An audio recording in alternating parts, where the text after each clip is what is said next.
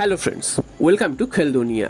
আরএফটিএল এর ম্যাচে আজকের মোহনবাগান মুখোমুখি হয়েছিল অ্যাডামাস ইউনাইটেডের। তো মোহনবাগানের কাছে আজকের ম্যাচটা মরণবাচন ম্যাচ ছিল, কারণ এই ম্যাচটা থেকে যদি জিততে না পারতো সেক্ষেত্রে কিন্তু নেক্সট রাউন্ডে মোহনবাগান যেতে পারতো না। তো এরকম অবস্থায় মোহনবাগান আজকে খেলতে নেমেছিল ম্যাচটা।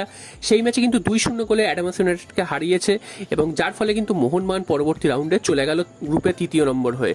তো অলরেডি কিন্তু ইস্টবেঙ্গল চলে গেছিল, তারা কিন্তু গ্রুপ চ্যাম্পিয়ন হয়ে চলে গেছিল পরের রাউন্ডে, অর্থাৎ যে দেশের সমস্ত দিক থেকে যে দলগুলো এসে খেলবে সেই ফাইনাল যে রাউন্ডটা হবে সেইখানে কিন্তু পৌঁছে গেছে, এবং মোহনবাগানও কিন্তু আজকের সেই জায়গায় চলে গেছে, এবং অ্যাডামাস ইউনাইটেড তারাও কিন্তু কোয়ালিফাই করে গেল সেই রাউন্ডে। তো তিনটে দল কিন্তু এখান থেকে গেল, এবং মোহনবাগান এবং অ্যাডামাস ইউনাইটেড এই দুটো দলের মধ্যে কিন্তু খেলা আজকের খুব তুল্যমূল্য হয়েছে, এবং শেষ পর্যন্ত কিন্তু 2-0 গোলের ব্যবধানে মোহনবাগান জিতে যায়।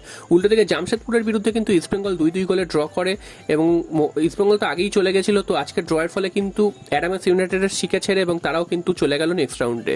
তো এরপর চলে আসি পরের খবর, সেটা হচ্ছে চেন্নাই এফসির বিরুদ্ধে মোহনবাগান নামছে আগামী রোববার।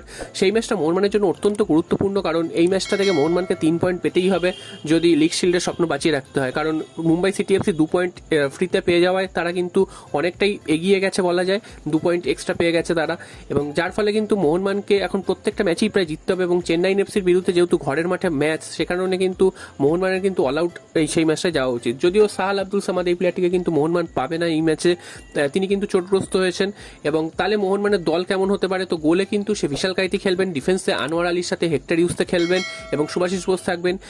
ডিফেন্সিভ মিডফিল্ডার হিসেবে অনিরুদ্ধ থাপাকে আমরা দেখতে পেতে পারি প্রথম থেকেই, এবং একটু ওপর দিকে কিন্তু থাকবেন জনি কাউকো, এবং দুটো উইং দিয়ে লিস্টান কোলাসা, মনবীর সিং, দিমিত্রি পেট্রোস থাকবেন ওপরে, এবং একেবারে ওপরে থাকবেন কিন্তু জেসন কামিংস। তো এটাই হবে মোহনবাগানের প্রবাবলি ফার্স্ট 11, এবং জেসন কামিংসের বদলে আরমান্দো সাদিকও শুরু করতে পারেন, কারণ আমরা দেখেছিলাম যে কেরালা ব্লাস্টার্স ম্যাচে তিনি কিন্তু শুরু করে 2 গোল করেছিলেন।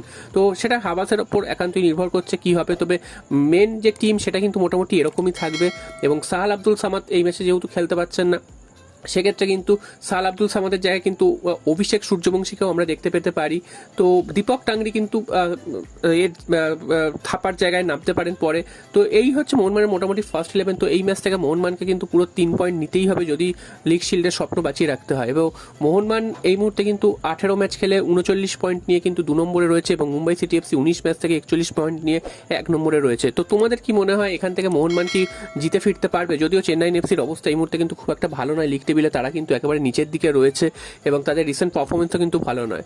তবে অনেকদিন পর মোহনবাগান আমার মাঠে নামছে, প্রায় 2 সপ্তাহের একটা বিরতি, এবং ইন্ডিয়ার হয়ে খেলতে গেছিল সব প্লেয়াররা, সেখানে কিন্তু একটা বাজেভাবে হেরেছে ইন্ডিয়া, সেটার একটা ধাক্কা রয়েছে প্লেয়ারদের মধ্যে, এবং সমর্থকরা কিন্তু অসন্তুষ্ট হয়েছিল প্লেয়ারদের। তো দেখা যাক সেই জায়গা থেকে, সেই হার থেকে ঘুরে দাঁড়িয়ে মোহনবাগানের খেলায় আবার তারা ফোকাস করতে পারে কিনা, এবং তারা কিন্তু জয় ছিনিয়ে আনতে পারে কিনা। তো তোমাদের কি মতামত, এই ম্যাচে কি রেজাল্ট হতে পারে সেটা কিন্তু অবশ্যই কমেন্ট করে তোমরা জানিও।